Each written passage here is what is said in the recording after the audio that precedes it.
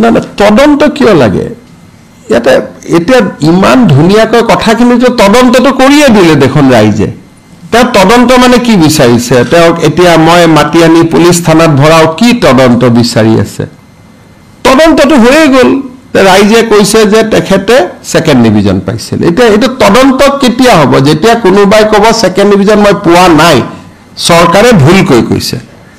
তেতিয়া এটো দি যায় সূৰ্য পূবৰ পৰা ওলাই ইয়াৰ ওপৰত তদন্ত হয় নেকি এটা অখিল গগৈ ডাঙৰীয়াই কি তৰ্ক বিতৰ্ক কৰি আছে মই নাজানো ঢেকিয়াজুলি কলেজৰ অধ্যাপিকা এগৰাকীয়ে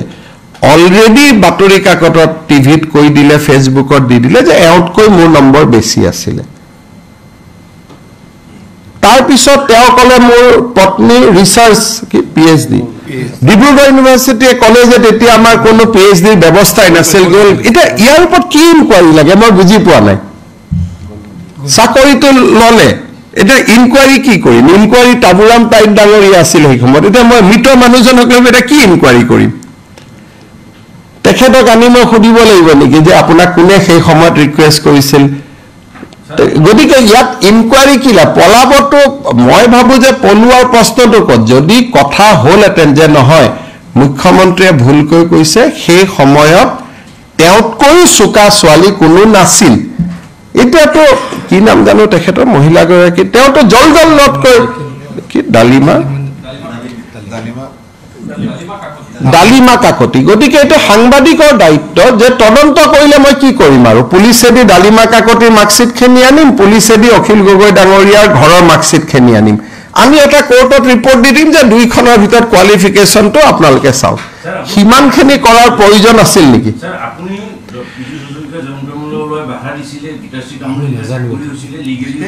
তেওঁলোকে নাজানে সেইটো সময়ত চাকৰি পোৱাৰ পিছত মই বিবৰুৱা কলেজৰ গোটেই ঘটনাটো তদন্ত কৰি মই অসন্তুষ্ট হৈ সেই সময়তে বিবৰুৱা কলেজৰ মেনেজিং কমিটিখন মই পৰিৱৰ্তন কৰি দিছিল যেহেতু মোৰ ওপৰত কমপ্লেইন আহিছিল যে চোকা ছোৱালী এজনী থাকোতে এখেতা চাকৰিটো কিয় পালে তাৰ পিছতে মই গভৰ্নিং বডিয়ে মাৰ্কস দিয়া বস্তুটো মই উদ্ৰ কৰি দিছিল এবোৰ পাৰসেপশন মই ইমান ইংৰাজী নাজানো ভাই মোৰ কথাটো সিম্পল কথা দুখন সাৰ্টিফিকেট আছিল এগৰাকী চোকা ছোৱালীয়ে চাকৰি নাপায়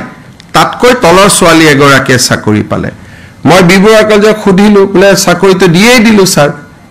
তেতিয়াই মই অৰেল নম্বৰটো নোহোৱা কৰি দিলো এইটো নহয় যে মই তেতিয়াও বহি আছিল তাৰ পিছতে মই প্ৰথমবাৰ অসমৰ কলেজ বিলাকত অৰেল নম্বৰটো বন্ধ কৰি দিলো কাৰণ এইখন মাৰ্কশিট অৰেল নম্বৰৰ ওপৰত তেওঁ চাকৰি লৈছিল ইমানেই কথা আৰু এটা কি ইনকুৱাৰী লাগে মই বুজি পোৱা নাই এইটো তো ইনকুৱাৰী গভৰ্নমেন্ট অফিসে টকা খালে ইনকুৱাৰী হয় এইটো তো ভাই এটা নৈতিকতাৰ প্ৰশ্ন মইতো অনুৰোধ কৰিম যে অখিল গগৈ ডাঙৰীয়াই ডালিমা কাকতিৰ ঘৰত গৈ তেওঁৰ মাৰ্কশিটখন চাই ল'ব লাগে ইমানেই কথা একাৰণে ইমান সৰু সৰু কথাবিলাকত ইয়াত আৰু কৈ থাকাৰ আৰু মইতো এইবিলাক ক'বও খোজা নাছিলো তেওঁলোকে মানুহবিলাকৰ ঘৈণীয়েকবিলাকৰ পিছত লাগি ফুৰে কি স্বভাৱ এটা উলিয়াই ল'লে মানে ৰাজনীতি কৰিব লাগে ভাই যাৰ লগত যুঁজিব খুজিছে তাৰ লগত যুঁজ আমি ৰাজনীতি কেনেকৈ কৰোঁ আচ্ছা হিমন্ত বিশ্ব শৰ্মা বেয়া মানে অহা তাক জালুকবাৰীত হেৰুৱাই দিম মোৰ এটা পৰিবাৰ বাচ্চা 2 বছৰীয়া বাচ্চাকো নেৰা এনেকুৱা পলিটিক্সটো অসমতে চলি আছিল নহয় সেইকাৰণে এইবিলাক এটা গণ্ডগোল হৈ আছে কাৰ সম্পৰ্কীয় কোন কি কথা এইবিলাক উলাই গৈ আছে আগতেতো নোলাইছিলে হয় নহয় আৰু কি আছিল